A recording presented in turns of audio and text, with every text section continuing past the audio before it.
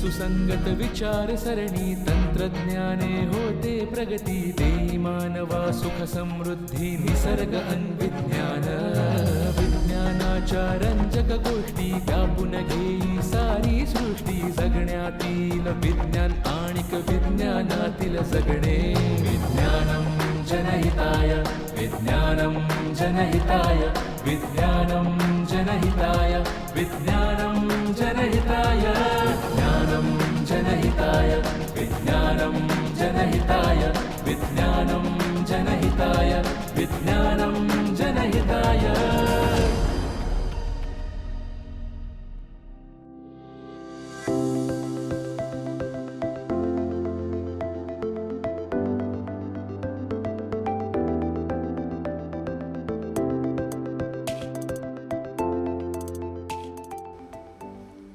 दुर्गा भागवत मध्ये तिला प्रवेश हवा होता।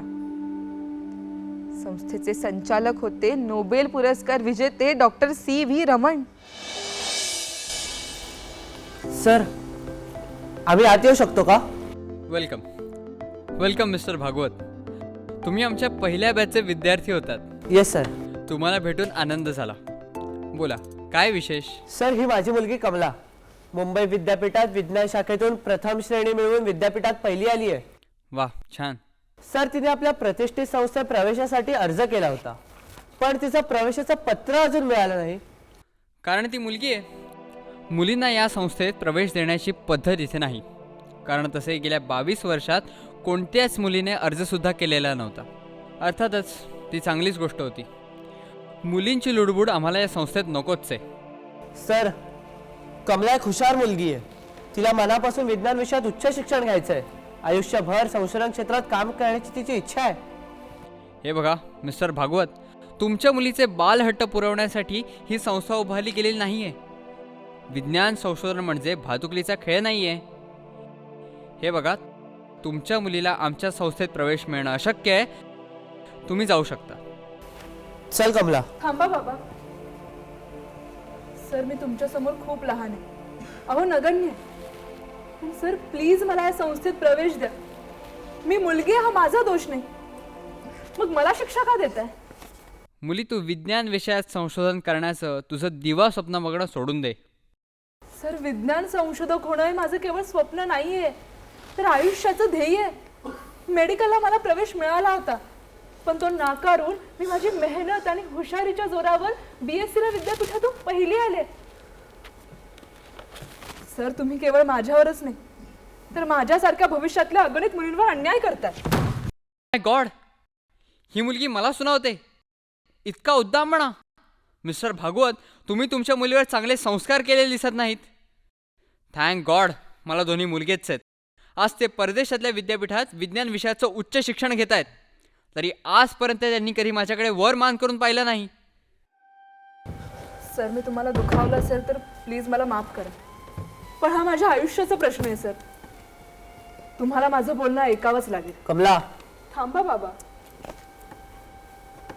सर, तुम्ही नोबेल पुरस्कार विजेते आहात।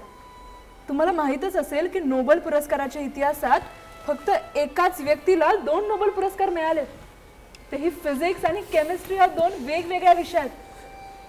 ती व्यक्ती एक स्त्रीच होती, मादाम क्युरी। तिला सुद्धा फ्रान्स मधल्या सोबोर्न विद्यापीठानं सगळ्यात आधी मुलगी म्हणून प्रवेश नाकारलाच, पण तिने झगडून संघर्ष करून तो प्रवेश मिळवलाच। आणि नुसताच प्रवेश नाही मिळवला, तर अंतिम परीक्षेत फिजिक्स आणि मॅथ्स हे दोन्ही विषय एकत्र घेऊन ती विद्यापीठातून सर्वप्रथम आली आणि तिने 2 सुवर्ण पदकं मिळवली। असा विक्रम अजून कोणी मोडला सुद्धा नाही। पण त्यावेळी पदवीदान समारंभात गौरवाने परिधान करण्याचा पारंपरिक गाऊन तिला घालता आला नाही, कारण विद्यार्थिनीने तो घालण्याचा कधी प्रसंगच आला नव्हता ना। त्यासाठी तिला 18 वर्ष वाट पाहावी लागली, पण त्या दरम्यान तिने 2 नोबेल पुरस्कार मिळवले आणि अमेरिकन विद्यापीठाने केलेल्या सन्मानित पदवीदान समारंभात तिला तो गाऊन अभिमानाने मिरवता आला। त्या समारंभात आईन्स्टाईन स्वतः तिच्यासमोर नमले. त्यांनी तमाम पुरुष जातीच्या वतीनं मादाम क्युरी हिची जाहीर माफी मागितली. सर, लोकमान्य टिळकांनी स्वराज्य हा माझा जन्मसिद्ध हक्क आहे आणि तो मी मिळवणारच हा संदेश आपल्या देशबंधूंना दिला. ह्या संस्थेत प्रवेश मी माझ्या कर्तृत्वाच्या जोरावर मागते की जो माझा हक्क आहे आणि तो मी मिळवणारच. सर, मी तुमच्याजवळ सत्याचा आग्रह धरते.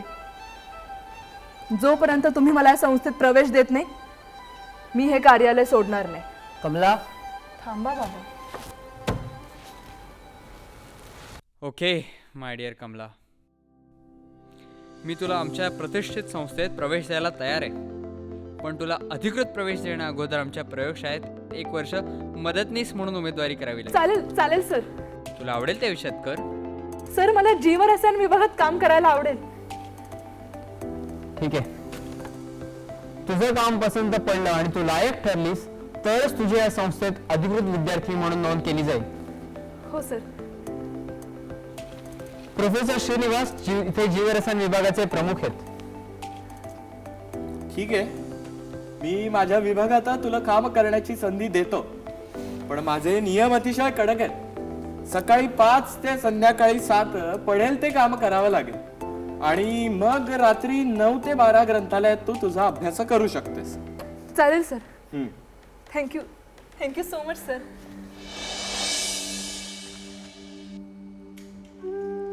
कमलाला इंडियन इन्स्टिट्यूट ऑफ सायन्सला जाऊन आता जवळजवळ 6 महिन्यांपेक्षा जास्त काळ लोटून गेला. तिथल्या प्रयोगशाळेत ती फार छान रमली. श्रीनिवास सरांच्या सूचनांप्रमाणे मदतनीस काकांच्या मदतीने अगदी लहान लहान गोष्टींची निर्मिती करायला शिकली. पण ते सुद्धा फार मोठं कष्टाचं काम होतं.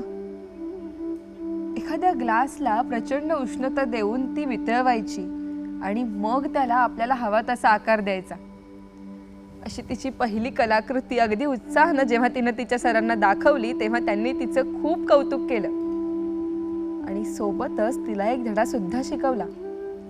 तो म्हणजे प्रत्येक परीक्षणईवर मोजपट्टीही हवीच, कारण विज्ञानात मोजमाप म्हणजेच कॅलिब्रेशन हे अगदी अचूक असावं लागतं.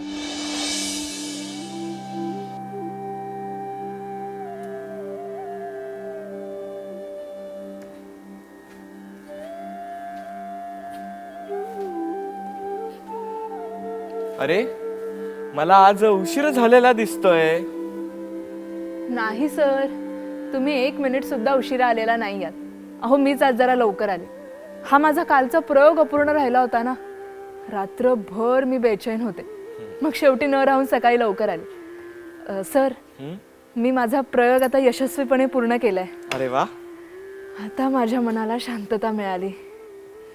कमला, गेले 6 महिने या प्रोजेक्टवर काम करतेस. Are you enjoying the work? Yes sure sir, it's my pleasure sir. 3 महिन्यांपूर्वी तुम्ही मला प्रत्यक्ष संशोधन कर अशा सूचना दिल्या, तेव्हा सगळ्यात आधी माझ्या कानांवर विश्वासच बसत नव्हता. तो माझ्या आयुष्यातला सगळ्यात मोठा आनंदाचा दिवस होता.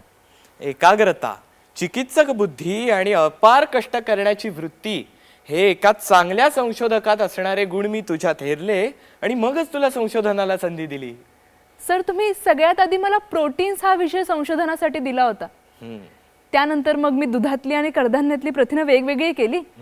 म्हणजे ते काम माझ्यासाठी तसं सोपं होतं, पण त्यामुळे मला विविध पद्धती शिकता आल्या, नवनवीन उपकरणं हाताळता आली की जी संधी मला माझ्या कॉलेजच्या लाईफमध्ये कधी मिळालीच नव्हती. आणि तू त्या संधीचं सोनं केलंस.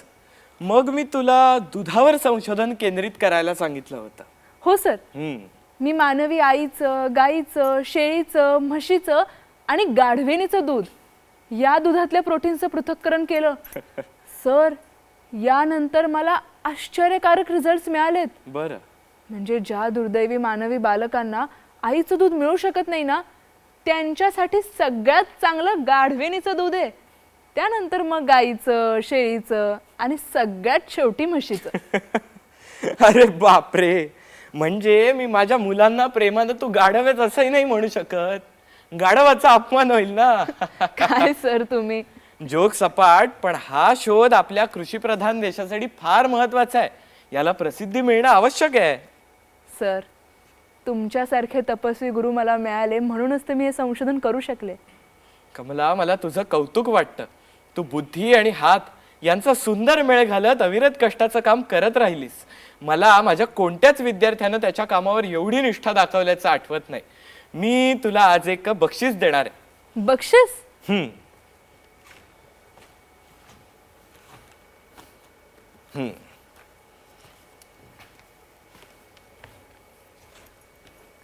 करंट सायन्सचा अंक? वा, माझं आवडतं खाद्य. सर, यात तुम्ही मला वाचायला दिलेल्या पुस्तकांचं समीक्षण आलेलं दिसतंय. मोठा भारदस्त लेख दिसतोय. अहो सर, हा लेख तर तुम्हीच लिहिलाय. आणि माझं नाव कसं? सर, मी काहीच नाही लिहिलंय. नाही कसं? मी तुला एक पुस्तक वाचायला दिलं होतं. हो. त्यावर टिप्पणी लिहायला सांगितली होती. हां हां. तुझी टिप्पणी मला खूप उपयोगी पडली. अगदी शास्त्रोक्त स्वरूपात होती. सर, खरं सांगू का, ते पुस्तक वाचून ना मला काहीच समजलं नव्हतं. बरं. म्हणून मग त्याच विषयाचा मी थोडा अभ्यास केला. म्हणजे त्याच विषयावरची दुसरी पुस्तकं वाचली आणि माझ्या कुवतीनुसार तुम्हाला आवडेल असं लिहिण्याचा प्रयत्न केला. सर, अहो, मी तुमची साधी MSc ची विद्यार्थिनी पण नाही झाले. या लेखावरचं तुझं नाव तू तुझ्या बुद्धी सामर्थ्यावर मिळवलंयस. Thank you so much sir. विज्ञानं जनहिताय. कमलाची इतक्या वर्षांची विज्ञान संशोधक होण्याची इच्छा मात्र फळास आली. प्राध्यापक श्रीनिवास यांनी तिला स्वतंत्र संशोधन कर अशा सूचना सुद्धा दिल्या होत्या. कमलानं आपल्या घरात रोजच वापरल्या जाणाऱ्या काही कडधान्यांवर संशोधन करायचं असं ठरवलं. मूग, मसूर, चवळी, चणे, वाटाणे, वाल ही कडधान्य आपण आपल्या आहारात रोजच घेतो. पण आपल्या देशात यावर शास्त्रीय संशोधन मात्र अजिबात झालेलं नाहीये. या उलट अमेरिकेत ते सोयाबीन हे एकच कडधान्य वापरतात आणि त्यावर त्यांनी रासायनिक पृथक्करण केलंय. आपल्या शरीरातलं जठर, लहान आतडं आणि यकृतात काही प्रोटिओलिटिक एन्झाईम्सच्या मदतीनं या सगळ्या प्रथिनांचं पचन होतं. पेप्सिन, ट्रिप्सिन, इरॅप्सिन ही 3 प्रथिनं आणि बाजारातून विकत आणलेली इतर काही पाचक एन्झाईम्स या सगळ्यांच्या मदतीनं कमलानं सगळ्या कडधान्यांवर रासायनिक प्रक्रिया केल्या. तेव्हा तिला कळलं की मटकीतली प्रथिनं ही पचायला सगळ्यात हलकी आहेत. आणि मग त्यानंतर मूग, मसूर, चवळी, चणे, वाटाणे, वाल असा क्रम लागतच जातो. त्यानंतर कमलानं आता मोड आलेल्या कडधान्यांचा अभ्यास करायचा असं ठरवलं. तेव्हा तर तिला कळलं की मोड आलेली कडधान्य ही पचायला आणखीनच हलकी आहेत. आता इन्स्टिट्यूटमध्ये राहून कमलाला जवळजवळ 1 वर्ष होत आलं होतं. तिथे ती रमली छान होती, पण तिला खरी प्रतीक्षा होती ती MScच्या अधिकृत नोंदणीची. Sir, may I come in? कोण? कमला, ये. काय काम काढलंस? सर, विशेष काही नाही, थोडं विचारायचं होतं. अगं विचार ना मग.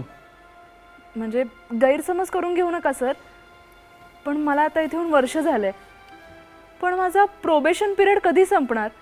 माझी MSc साठी अधिकृत विद्यार्थिनी म्हणून कधी नोंद होणार? कमला, अरे क्रेझी, का माझी चेष्टा करतेस? आज आंतरराष्ट्रीय विज्ञान जगात फक्त तुझ्याच नावाचा बोलबाला होतोय. प्रोफेसर ऑटो वर्बर्ग, सोरेनसन, वॉन रुडेन यांसारखे नोबेल पुरस्कार सन्मानित दिग्गज मला तुझ्याबद्दल पत्र लिहून चौकशी करतायत. यंग लेडी, त्यांना तू माझी सहकारी, या संस्थेत कार्यरत असणारी प्राध्यापिका वाटलीस. पण मी त्यांना कोणत्या तोंडानं सांगू की ज्या मुलीला मी आपल्या संस्थेत प्रवेश नाकारलाय अशी तू एक साधी प्रोबेशनवर असणारी प्रयोगशाळेतली मदतनीस आहेस म्हणून. मी त्यांना अभिमानानं सांगत आलोय की तू माझी सगळ्यात हुशार आणि लाडकी विद्यार्थिनी आहेस. इंडियन इन्स्टिट्यूट ऑफ सायन्सची पहिली विद्यार्थिनी आहेस म्हणून. सर, खरंच? सर, म्हणजे तुम्ही मला या संस्थेत प्रवेश दिला? सर, माझ्या कानांवर विश्वासच बसत नाहीये. मी तुमचे किती आभार मानू, खरंच मला कळत नाहीये. यंग लेडी, आभार तर मी तुझे मानायला हवेत. तू माझे डोळे उघडलेस, मला नवीन दृष्टी दिलीस. या वर्षी मी आपल्या प्रतिष्ठित संस्थेत 2 मुलींना नवीन प्रवेश सुद्धा दिलाय.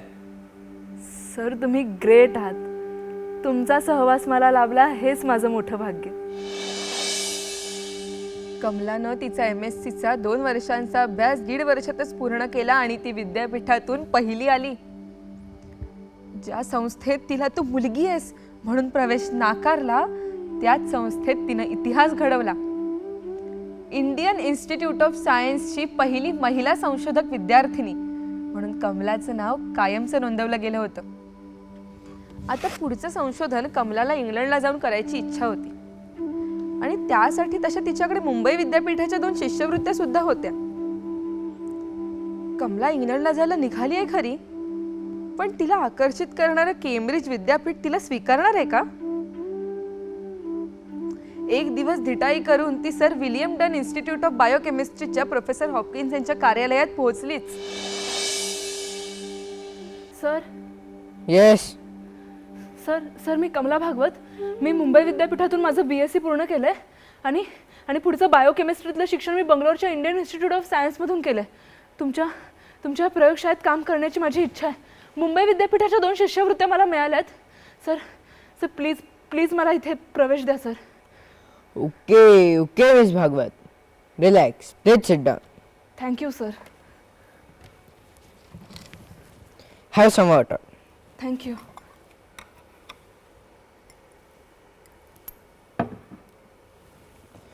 तुम्हाला माहितीच आहे की आमची प्रयोगशाळा जगविख्यात आहे. त्यामुळे जगातल्या विविध देशातल्या शास्त्रज्ञांना इथे काम करण्याची, अनुभव घेण्याची इच्छा असते. असे अनेक अर्ज आमच्याकडे वाट बघत पडून आमच्या प्रयोगशाळेत बसण्याची काय, प्रयोग करण्याच्या टेबल समोर उभं राहण्याची सुद्धा जागा नाही. पण सर काहीच ॲडजस्टमेंट नाही होऊ शकत का? सर प्लीज काहीतरी बघा ना. बघतो प्रयत्न करून.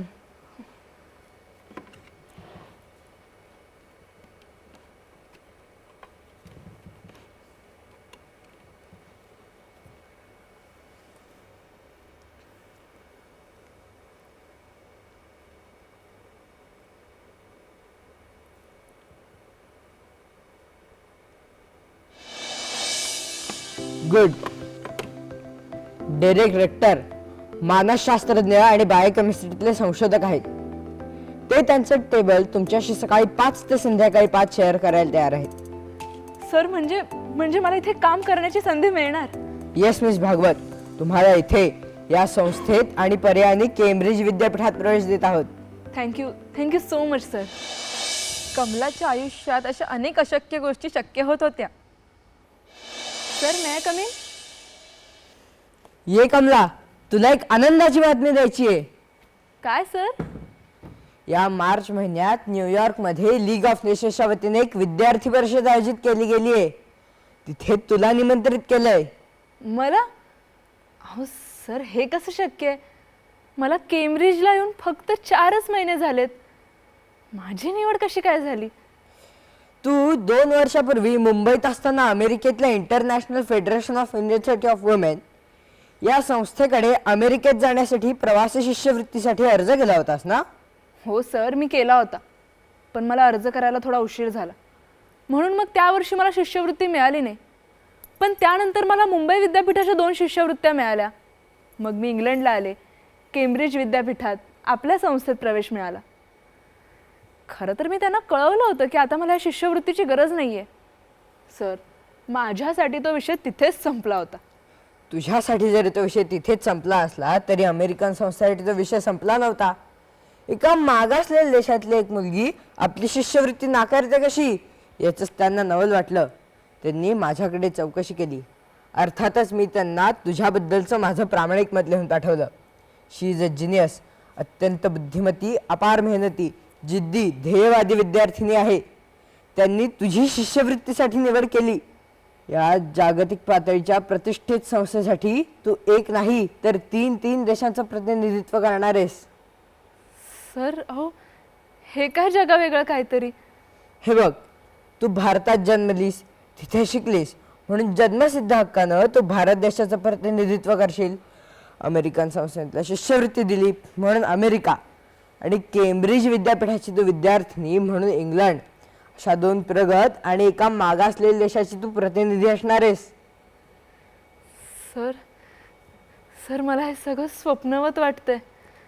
कमला, तुझ्यासाठी जरी हे स्वप्न असलं तरी हे डे ड्रीम नाहीये. हे तू प्रत्यक्षात घडवलंयस. You deserve it.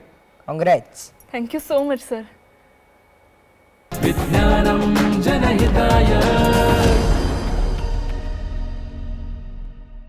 आता कमलानं तिच्या PhDची तयारी सुरू केली आणि तसा तिचा प्रबंध सुद्धा लिहून झाला होता.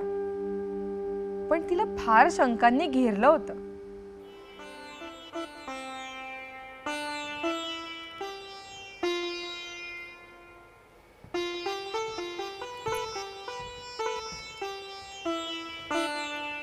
कमला, हां सर.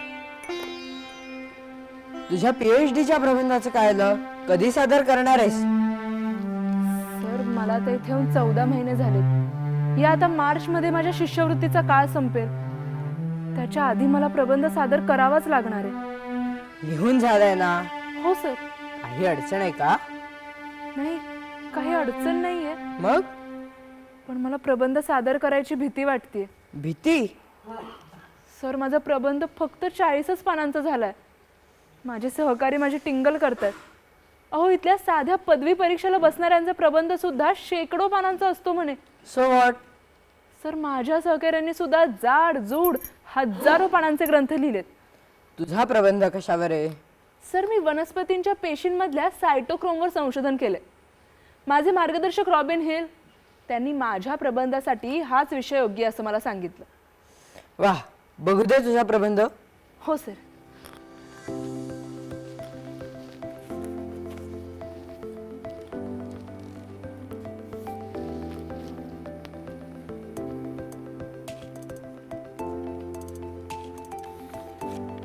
एक्सलंट. कमला, या 40 पानातली शेवटची 8 पानं तू तुझ्या सायटोक्रोमच्या शोधाबद्दल लिहिलंयस. ते तुला PhD मिळवून द्यायला पुरेसं आहे. विज्ञान प्रबंधात शब्दसंख्या महत्वाची नसते, शोध महत्वाचा असतो. आणि जर तुझा हा प्रबंध PhD मिळवून देण्याच्या लायकीचा नसला तर मी म्हणेन it is not worth having. मला असं वाटतं की आता तू तुझ्या PhDच्या व्हायवाची तयारी सुरू करावीस. हो sir. Thank you so much sir. June 1939 कमलाच्या PhD वायवाचा दिवस.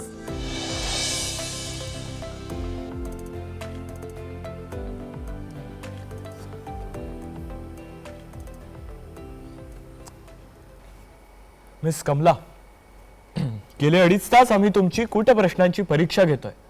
हा माझा शेवटचा प्रश्न. विद्यापीठाच्या इतिहासात फक्त 14 महिन्यात आपला PhDचा प्रबंध सादर करणाऱ्या माझ्या माहितीप्रमाणे तरी तुम्ही पहिल्याच. तुमचा प्रबंध फक्त 40 पानांचा आहे. विद्यापीठाच्या इतिहासात सर्वात लघु प्रबंध म्हणून याची नोंद होईल अशी मला खात्री आहे.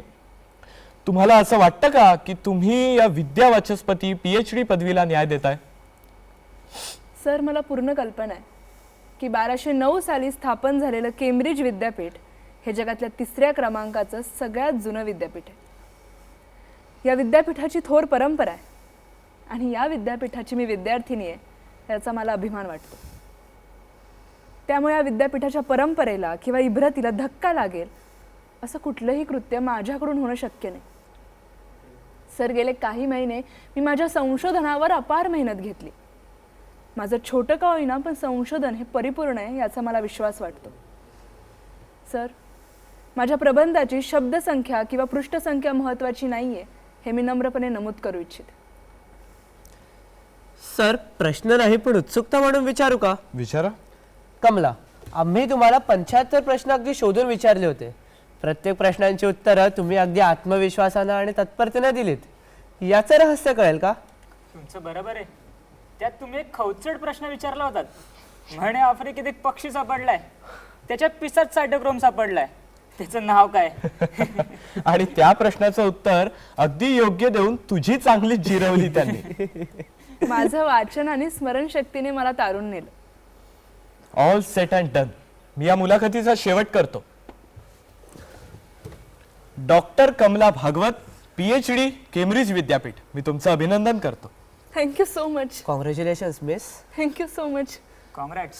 थँक्यू. मी माझ्या मायदेशी जाऊन माझ्या शिक्षणाचा उपयोग देशाच्या उन्नतीसाठी करेन. जनहिताय विज्ञानं जनहिताय विज्ञानं जनहिताय विज्ञानं जनहिताय विज्ञानं जनहिताय विज्ञानं जनहिताय विज्ञानं जनहिताय विज्ञानं